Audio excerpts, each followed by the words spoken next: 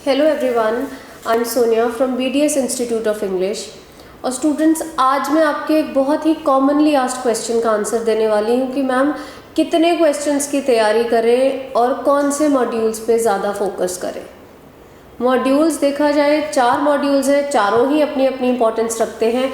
But if I talk about the highest scoring questions और the most important modules, तो वो PT के exam में है आपके स्पीकिंग और लिसनिंग। मैं एक एक करके अलग अलग वीडियोस के ज़रिए आपको स्टडी प्लान्स प्रोवाइड करूंगी, जिसकी मदद से आप अपनी प्रिपरेशन को और ज़्यादा इम्प्रूव कर सकते हो। सो आज हम डिस्कस करने वाले हैं स्पीकिंग मॉड्यूल का स्टडी प्लान। स्पीकिंग में 5 तरह के क्वेश्चंस होते हैं। The first one being read alouds, उसके बाद आपके रिपीट सेंटेंसेस, उसके बाद आता है describe images, followed by retell lecture, और 5th यानी कि लास्ट टाइप ऑफ क्वेश्चन है आपका आंसर शॉर्ट क्वेश्चंस। जैसे मैंने कहा कि हर मॉड्यूल और हर क्वेश्चन की अपनी इंपॉर्टेंस है, लेकिन स्पीकिंग के अंदर बात करें तो कौन से ऐसे क्वेश्चंस हैं जो बहुत ज़्यादा इंपॉर्टेंस रखते हैं। The first being your read alouds, the next question is the repeat sentence, और उसके बाद आपका रिटेल लेक्चर। 5 तरह के क्वेश्चंस में से ये 3 ऐसे क्वेश्चंस हैं जिनको मुझे हर रोज़ प्रैक्टिस करना ही है। यस, स्टडी प्लान में ये क्वेश्चंस तो रेगुलर प्रैक्टिस पे होने ही चाहिए।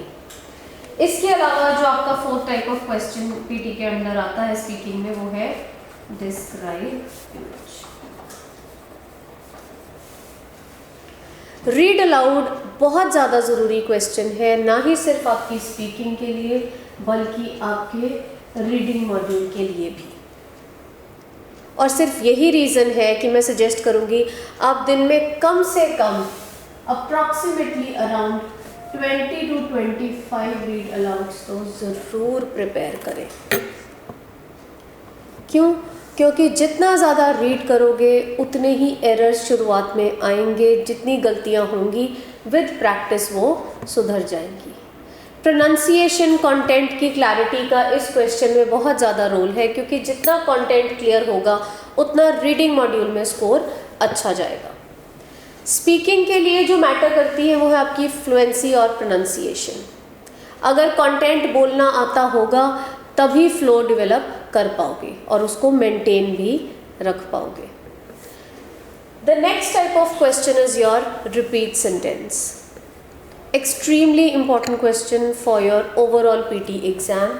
स्कोर कहाँ कंट्रीब्यूट करता है? स्पीकिंग प्लस लिसनिंग मॉड्यूल में। एक सेंटेंस आया, 3 सेकेंड्स के बाद रिकॉर्डर ओपन हुआ और मैंने वो सेंटेंस दोहरा दिया। अब बीइंग अ टीचर अगर मैं ये कहूँ कि हमेशा 100% कंटेंट हम रिपीट कर पाते हैं, तो ये ट्रू नहीं है। और आपका टारगेट ये नहीं होना चाहिए कि मैं 100% ही बोलूँगा, नहीं तो घबरा गए और कुछ भी ना बोला। मैं अक्सर स्टूडेंट्स को देखती हूँ कि उनके दिमाग में इतना ज़्यादा फोकस्ड ये रहता है कि पूरा सेंटेंस रिपीट करना है, पूरा सेंटेंस रिपीट करना है, और इस चक्कर में अगर वो थोड़ा सा भी कंटेंट मिस आउट कर जाते हैं तो फिर वो फ्लुएंटली बोल ही नहीं पाते। प्लीज़ इस चीज़ का ध्यान रखिए कि जब भी आप रिपीट कर रहे हो, आपका टारगेट ये होना चाहिए कि जितना ज़्यादा कंटेंट हो सके उतना ठीक है।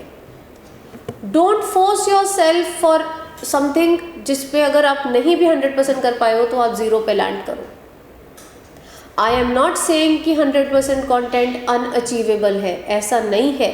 बट हाँ, अगर मेरे से नहीं भी हुआ तो उसमें ऐसा भी नहीं है कि मैं बिल्कुल छोड़ दूँ, कि मैं बोल ही ना पाऊँ, मैं इतना ज़्यादा डर जाऊँ, मैं इतना घबरा जाऊँ कि मैं सेंटेंस में जितना पोर्शन मैंने सुना है मैं वो भी ना डिलीवर कर पाऊँ। यहाँ पे आपका कंटेंट तो मैटर करता ही है, बट उसके साथ साथ फ्लुएंसी एंड प्रोनाउंसिएशन को भी मेंटेन रखने का रोल इम्पॉर्टेंट है। सो जब हम कहते हैं कि मेरे को 100% कंटेंट नहीं सुनाई दिया, तो ऑफकोर्स जितना है उतना रिपीट करेंगे, पर उतने सेंटेंस को तो कम से कम ढंग से रिपीट करो, उसका तरीका सही रखें। फ्लुएंसी मेंटेन रखोगे तो जो 5 पॉइंट्स फ्लुएंसी और प्रोनाउंसिएशन ईच पे आने हैं, एटलीस्ट वो तो आप स्कोर करेंगे। As we know, repeat sentences में 5 points are for your pronunciation, 5 for your fluency and 3 for the content. तो अगर 3 में से मैं 2 पे भी लैंड कर रही हूँ बट मेरे जो बोलने का तरीका है वो बहुत फ्लुएंट है, वो बिल्कुल प्रॉपर है, उसमें मैं बीच में ब्रेक्स नहीं लगा रही, बेवजह के अटक नहीं रही, या फिर मैं बार बार वर्ड बोल के कुछ और रिपीट नहीं करती जा रही, तो उससे मेरे ओवरऑल में स्कोर अच्छा ही आएगा। एवरेज कितने सेंटेंसेस, अगर आपको लगता है आपके रिपीट सेंटेंसेस बहुत ही वीक हैं, so you should practice somewhere around 40 to 50 repeat sentences in a day at least. इतने सेंटेंसेस तो प्रैक्टिस करें ही करें। जितना ज़्यादा सुनेंगे उतना ही ज़्यादा बोलने में भी इम्प्रूवमेंट होगी। सुनना सिर्फ आपको लिसनिंग में ही नहीं हेल्प करेगा बल्कि स्पीकिंग में भी हेल्प करेगा, क्योंकि जितनी आपको प्रोनाउंसिएशन क्लियरली सुनाई देने शुरू हो जाएंगे, जितने वर्ड्स की आप प्रोनाउंसिएशन कैच करते रहोगे, जब आप उन्हीं वर्ड्स को प्रोनाउंस करोगे, बोलोगे, तो वो ऑटोमेटिकली आपका करेक्ट होगा। नेक्स्ट है आपका रीटेल लेक्चर। लेक्चर सुनाई दिया और उसको आपने दोबारा से बताना है, रीटेल करना है। स्कोर कंट्रीब्यूट होगा अगेन आपका स्पीकिंग प्लस लिसनिंग मॉड्यूल में। 100% कंटेंट आप नोट्स में लिख पाओ ये ज़रूरी नहीं है, और हर वर्ड जो लिखा हो वो बोल पाओ ऐसा भी नहीं है। हमने इस क्वेश्चन में भी क्या टारगेट करना है कि मैंने जितना भी कंटेंट प्रेजेंट करना है अपने आंसर में वो एटलीस्ट क्लियर हो और प्रॉपरली प्रोनाउंस्ड हो। 25 to 30 सेकेंड्स का टारगेट लेके चलेंगे कि 25 से 30 सेकेंड तो हमने बोलना ही है।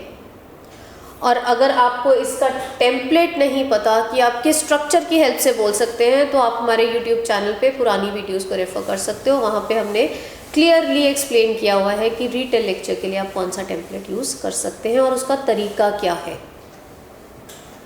कंटेंट जितना ज़्यादा लिखेंगे उतना हेल्पफुल होगा। 10 सेकेंड्स के बाद रिकॉर्डिंग स्टार्ट हो जाती है, तो बहुत ज़्यादा टाइम मेरे पास प्रिपरेशन के लिए नहीं होता है। बट येस, इतना ज़रूर करें कि जितना कंटेंट लिखा है उसमें से सिलेक्ट कर लो कौन सा कंटेंट ऐसा है जो आपने लिखा है, आपको समझ में आ रहा है आपने क्या लिखा है और आपको बोलना भी आता है। क्यों? क्योंकि अगर आप फ्लुएंटली नहीं बोल पाए, अक्षर की प्रोनाउंसिएशन नहीं आती है, उसमें अटक अटक के बोलेंगे, तो अगेन आपके स्पीकिंग पे नेगेटिव इम्पैक्ट होगा। When it comes to your retell lecture, I would suggest कि दिन में कम से कम 5 to 7 रीटेल लेक्चर्स ज़रूर प्रैक्टिस करें। 5 से 7 इसीलिए कह रही हूँ क्योंकि मैंने देखा है अक्सर बच्चे एक दिन रिटेल करते हैं, अगले दिन छोड़ देते हैं, या दिन में 1 या 2 रिटेल करते हैं, और एग्ज़ाम में इनकी प्रैक्टिस करते करते रीड अलाउड, रिपीट और डिस्क्राइब इमेजेस की रिटेल लेक्चर इग्नोर हो जाता है। It might not be one of the highest scoring questions, but definitely it is one of the good scoring questions. तो ऐसा नहीं है कि बहुत ज़्यादा नंबर आने हैं, बट ये भी नहीं है कि बिल्कुल लीस्ट इंपॉर्टेंट क्वेश्चन है, तो इसको इग्नोर तो हम कर ही नहीं सकते। जितना ज़्यादा इसको प्रैक्टिस करोगे फ़ायदा क्या होगा, कीवर्ड्स उतने ज़्यादा पिक करने की आपको आदत हो जाएगी। जितना अच्छा कंटेंट उतना लिसनिंग में स्कोर बेटर।